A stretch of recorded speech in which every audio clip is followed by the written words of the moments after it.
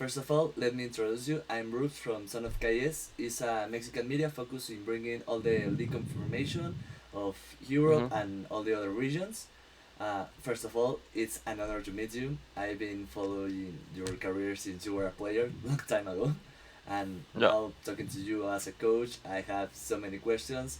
So I Okay. want to say sorry in advance if I get a little fanboy, but it's really an Oh, honor okay. being here. No, it's all good. It's all good.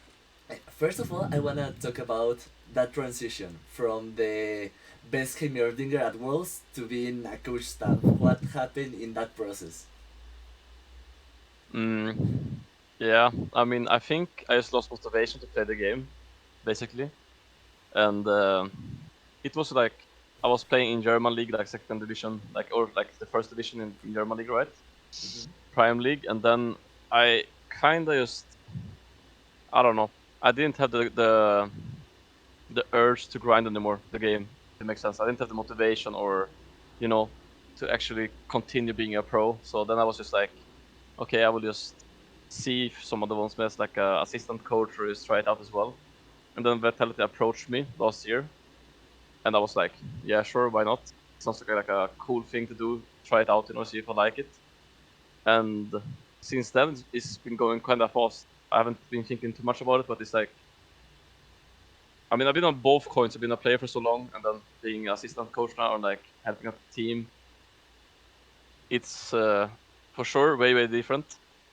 The approach I have to have like think more about how I maybe say things, so I don't like tilt people and shit like that for scrims, So it's like a very different approach because I'm kind of my personality is kind of outgoing and kind of funny, but I cannot always be like that around the players as well. I feel like. I mean, I can give them good mood, as well, but also I have to be really serious sometimes too, right? I think. But the transition has been it's been pretty smooth. I think. Like I was just bored of playing the game basically, so it was perfect for me. Okay, you already mentioned it. Is you been with players that you played before and now you coach them. Yeah. You've been like the important part of the team. How has been the relation here with Perks and Mhm. Neon and well now with all the players and also with the ones that don't speak like Photon and Poe, Yeah. that difference of language barrier, how you feel it in the team? Yeah. That's a good question. Yeah. I think me and Lucas still have the same relationship. I think as we had when I was playing with him. It's kind of funny. We have like a good relationship. I think. So it's like nothing else because we already had built a good relationship from before. So it was not something that I had to like work hard to build more in that relationship, if that makes sense. It was kind of just existing there, and we had like a good relationship.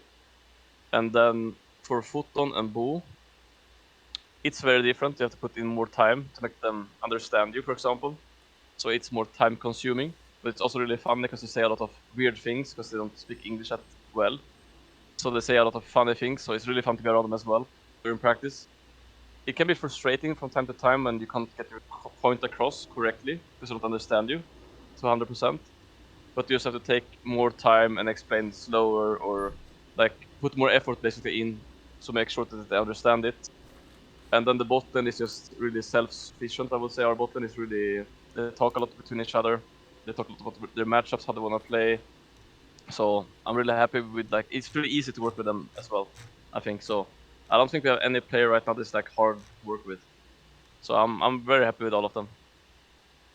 Okay, I want to ask how is also the relationship with Carter, that he's the head coach. Mm, How yeah. do you manage the draft, the scrims, and the part of how to or what want to practice with the team that week or that specifically practice to say something? Yeah. I think we just Carter mainly is like he's obviously the head coach. I try to like support him in everything he needs. So if he needs me to do review one day, or if he needs me to whatever he needs, right, I will be there to help him and support him. Right, we don't have like a system where like I'm doing all the reviews and he's doing all the drafts. Like we have like kind of freely, I would say, how we do things. And I'm not sure. I haven't given much thought to it. What we actually like. who is doing what, because I think we both are just trying to do kind of both and help each other. And I think it's nothing like that I have a certain role and he has a certain role. Like on stage, sure, he's doing more of the draws, like he's like really good at this. And then during practice, I try to bring my view as a pro player as well. So I try to like be more active during our reviews and stuff like that, and our in game. And he is also like really really smart at the game. So we usually come to the same conclusions with our points we want to like bring to the players after the review. So and we mainly have the same draft this as well, I would say. So I think we're just on the same page a lot, and I don't know, it's just working like really well. I think for me and him. Okay, I want to return a little to the player coach transition. As a Mm-hmm. player, well, as a player, you achieve great goals, winning the EU LCS, going to Worlds, going to MSI.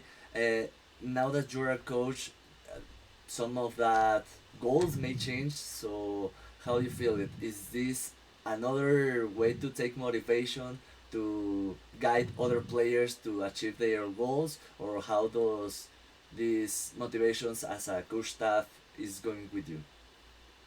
Yeah, I mean, I said it before as well, right? As a player, I didn't have motivation to grind the solo queue and like play the game because I felt burned out, I guess, of the game playing it. But I don't have any problems watching the game, for example, and like I'm really passionate about like the game and teaching it right now. So I don't have any problems with the motivation in this aspect, right? Of like helping them out or stuff like this. So that is like completely fine. And the goals, I think, stays the same. Still want to go to worlds and do well, win worlds. Like I think everybody will tell you that, right? That they want to win worlds, but for sure, our goal this year is for sure to go to worlds and do well, and then get as far as you can, right? And just take game by game. And I mean, always the dream is always to win worlds for everybody, right? And then that goal is shared within the team, so you have to work to that goal. But I think, yeah, it's very different from being like the staff member than being a player for motivation wise. Because I don't get burned out doing like the like watching the games and stuff like that. Like I enjoy it, right, way more right now. So for now, I'm not feeling at least like burned out or bored by watching the scrims or the games and trying to teach them. Okay, you already said it, and I have to do this question. Yeah. You feel that you don't have the energy and you don't want to grind in the ladders. So, Yeah. what can you advise to this new uh, new stuff that is coming, the new people that want to be coach, that want to be analysis, or that want to be Mhm. casters, that want to get involved in the game, or as uh, I forgot the word. Well, that want to be a part of the game, that want to be in a team, but don't Mm. have the energy to be players. That can be other things. What can you advise to them? I'm not sure actually, because I was just lucky. I think I got approached on Twitter, right, and they asked me if I want to join them and try it out, see if I like be there for the playoffs for them. And I said, just, yeah, sure. And then they said they wanted to continue working with me afterwards, right? So I guess it's just lucky. I don't know. Like I was just lucky that they approached me and they asked if I wanted to join them and like try it out and help them out for playoffs.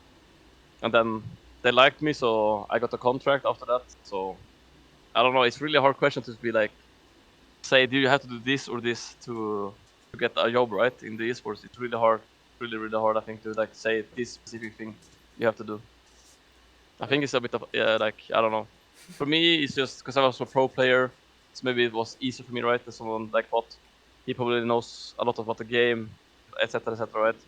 If a newer player comes up that hasn't been a pro or whatever, I think it's really hard to get like into the scene. I think it's really hard, really hard.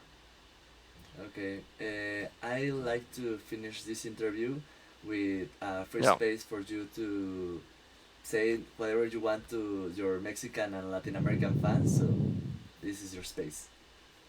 Okay. Thank you all for sharing for Vitality and for us. We will do our best to win the split and do well at MSI. And yeah, thank you all for sharing for us. Well, again, thank you for the time and your interview. It was an honor. I hope to see you later sometime. Thank you very much as well. Have a Bye. nice day. Bye bye.